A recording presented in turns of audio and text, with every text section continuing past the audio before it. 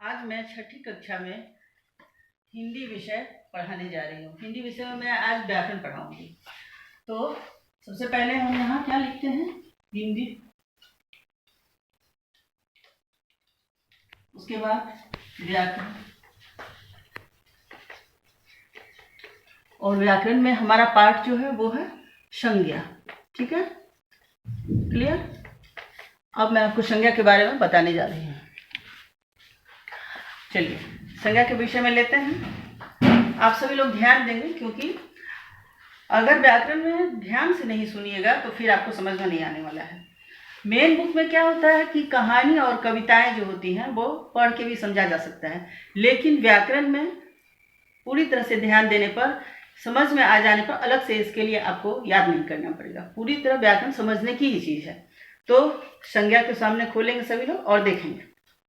सबसे पहले क्या लेना है, परिभाषा, उसके बाद उदाहरण, उसके बाद इसके प्रकार, हमेशा की तरह। तो सबसे पहले मैं परिभाषा ले रही हूँ संज्ञा की, ध्यान देंगे। किसी व्यक्ति, वस्तु, स्थान, प्राणी, गुण, धर्म, स्वभाव आदि का बोध कराने वाले शब्द संज्ञा कहलाते हैं। क्या कहलाते हैं?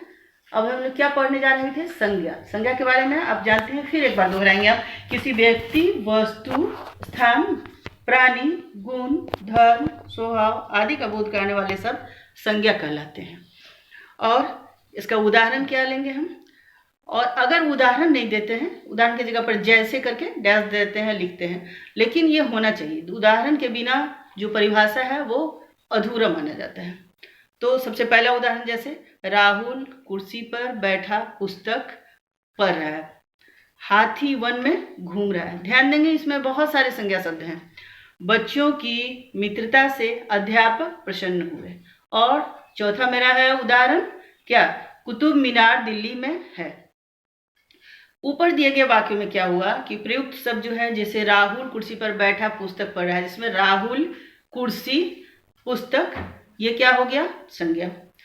और हाथी वन में घूम रहा है, इधर फिर हाथी और वन, ये दोनों इसमें संज्ञा था। तीसरा जो उदाहरण हम लोग लिए, बच्चों की मित्रता से अध्यापक प्रसन्न हुए, तो इसमें क्या था, बच्चों, ये हो गया, मित्रता, अध्यापक। और अंतिम उदाहरण हमारा चौथा क्या था, कुतुब मीनार दिल्ली में है। तो कुतुब मीनार तथा दिल्ली, ये सभी किसी न किसी रूप में नाम के होने का बोध करा रहे हैं, जो इस प्रकार है। अब इसे और अच्छी तरह समझने के लिए आगे देखेंगे हम लोग। सबसे पहले कुर्सी और पुस्तक, ये क्या है, वस्तुओं के नाम है। तो परिभाषा जो हम लोग पढ़े उसमें था ना वस्तु, तो कुर्सी और पुस्तक हो गया वस्तुओं के नाम। अब दूसरा नंबर में देखो, राहुल, हाथी, बच्चों, अध्यापक, ये सभी क्या है, सभी जीवित हैं, तो ये प्राणियों के नाम है। अब तीसरा में क्या है, मित्रता।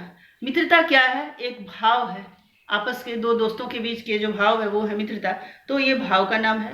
दिल्ली और वन, ये क्या हो गया, आप समझ गए होंगे, स्थानों के नाम है। और कुतुब मीनार, कुतुब मीनार क्या है, इमारत का नाम है। तो इस तरह के नाम वाले शब्द क्या कहलाते हैं, सब संज्ञा शब्द होते हैं। अब इसके भेद या प्रकार हम लेंगे। संज्ञा के 3 भेद होते हैं। पहला व्यक्तिवाचक, दूसरा जातिवाचक और तीसरा है भाववाचक। अब तीनों की परिभाषा हम देखेंगे। सबसे पहले व्यक्तिवाचक को लेते हैं। ध्यान देंगे आप लोग, जो संज्ञा शब्द किसी विशेष व्यक्ति, स्थान या वस्तु का बोध कराते हैं उन्हें व्यक्तिवाचक संज्ञा कहते हैं।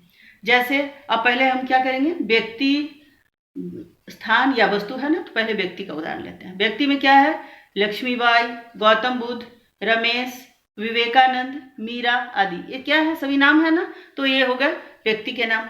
वस्तु में देखेंगे आप, कामायनी, ये क्या है, पुस्तक है ना, रामचरितमानस, ये भी पुस्तक है आदि। अब व्यक्ति वस्तु हो गया, अब क्या बच गया, स्थान।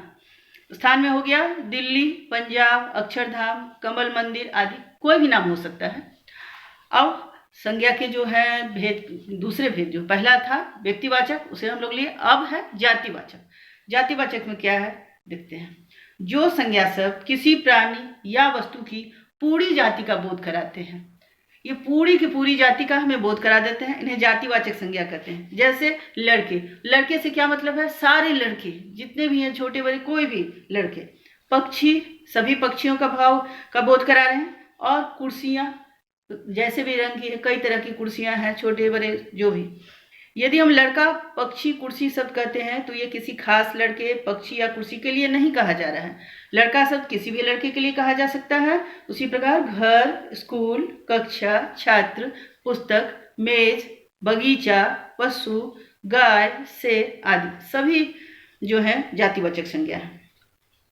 अंग्रेजी व्याकरण के अनुसार जातिवाचक संज्ञा जो है, अंग्रेजी व्याकरण के अनुसार इसके दो भेद होते हैं। एक है जातिवाचक और दूसरा है समुदायवाचक।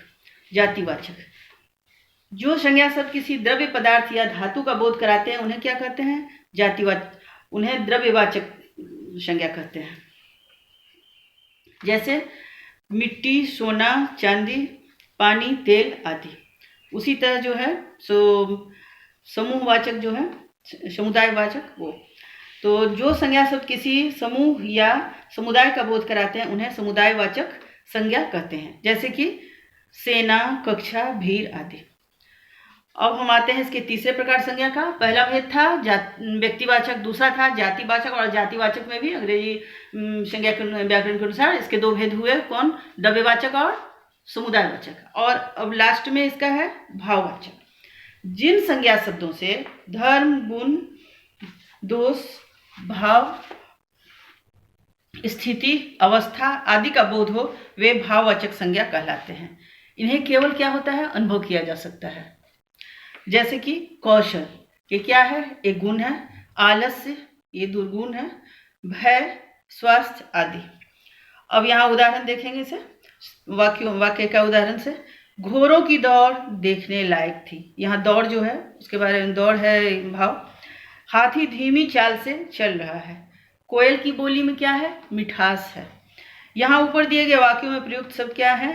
दौड़, चाल तथा मिठास अवस्था तथा भाव का बोध करा रहे हैं। ऐसे शब्द क्या होते हैं? भाववाचक संज्ञा कहलाते हैं।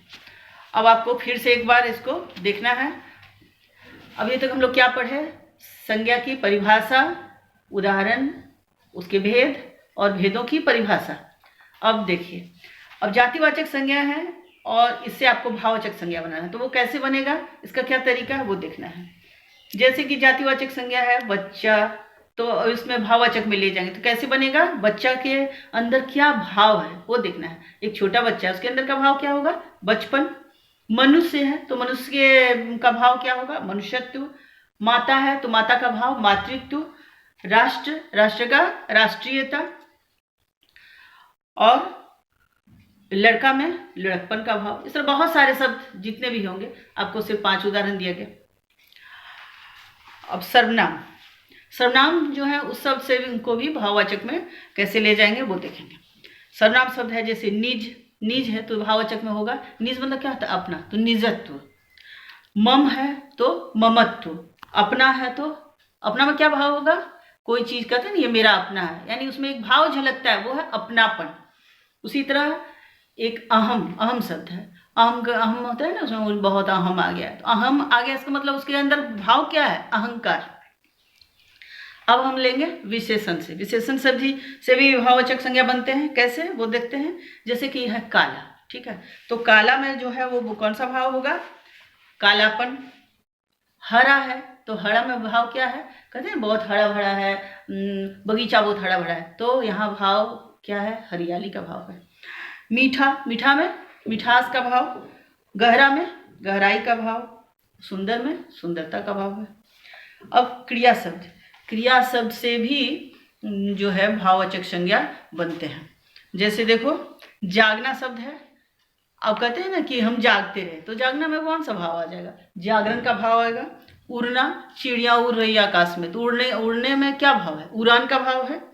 चलना में उसका कहते हैं कि बहुत चल रहा है, चाल, चलना में चाल का भाव है। और दौड़ना में दौड़ का भाव है। कोई हंस रहा है तो उसमें भाव क्या है? रोने का भाव तो नहीं होगा ना, हंसी का भाव होगा, हंसी का भाव है यहाँ। अब जो है अभी तक जो हम लोग पढ़े सभी बातों का जो आपको समझ में आया या नहीं आया, लेकिन अब जो लास्ट में पढ़ रहे हैं वो बहुत संक्षिप्त में उन सारे बातों को एक साथ ले रहे हैं। उसे आप पढ़ेंगे तो इसे आपको समझ में आ जाएगा। जैसे देखो व्यक्ति, वस्तु, स्थान या भाव के नाम को क्या कहते हैं? जल्दी बताएंगे आप लोग, क्या कहते हैं? संज्ञा। ठीक। दूसरा, जब किसी विशेष व्यक्ति, वस्तु या स्थान का नाम हो तो वह क्या है? व्यक्तिवाचक संज्ञा है। फिर किसी जाति विशेष का बोध कराने वाले शब्द क्या कहलाते हैं? जातिवाचक, ऑफ कोर्स। उसके बाद जो संज्ञा शब्द किसी व्यक्ति या वस्तु के गुण, दोष, दशा आदि का बोध कराए वे क्या कहलाएंगे? भाववाचक संज्ञा कहलाएंगे। तो ये आपका संज्ञा हो गया। और अब इसको बनाना है आपको, जैसे कि आप अभी जो सब पढ़े उसी को आपको बनाना है। जैसे कि बनाने के लिए देखिए, आपके पास जैसे 4 शब्द दिए गए हैं, नीचे लिखिए संज्ञा शब्दों में 4 शब्द जैसे आपके पास हैं। इस 4 शब्द में आपको एक जो है वो व्यक्तिवाचक है और बाकी नहीं है। इसे आपको जैसे जानना है, आपको बस थोड़ा सा उदाहरण देंगे। जैसे कि पंकज, फूल, वृक्ष, पौधा। तो आप जानते हो कि फूल जो है वो व्यक्तिवाचक नहीं है, सारे जातिवाचक में है। वृक्ष नहीं है, पौधा भी नहीं है, तो पंकज जो है वही होगा ना, व्यक्तिवाचक हो गया। फिर उसी तरह से जातिवाचक संज्ञा जो है उसका आपको उदाहरण लेना है। तो जैसे रमेश है, चांद है, मिठास है, बस। अभी चारों में आपको समझना है। तो सारे जाति का जो बोध करा रहा है, रमेश किसी व्यक्ति का बोध, चांद भी कि सभी का सारे जातिवाचक में नहीं है, मिठास भी नहीं है। तो फिर बस जो है जिस पर हम सवार होते हैं, सभी बसों का बोध करा रहा है। और लास्ट है हमारा भाववाचक का एक उदाहरण देख के हमारी पढ़ाई समाप्त करेंगे। नीचे लिखे संज्ञा शब्दों में से भाववाचक संज्ञा आपको समझना है। तो जैसे बंदर, हरियाली, जहाज और गाड़ी। अब आप सोचिए, बंदर तो नहीं होगा भाव, जहाज भी नहीं होगा, गाड़ी भी नहीं होगा, तो क्या होगा? हरियाली। इसमें हरा जो है उससे हरियाली का भाव है। तो आज आपका संज्ञा का पढ़ाई समाप्त हुआ।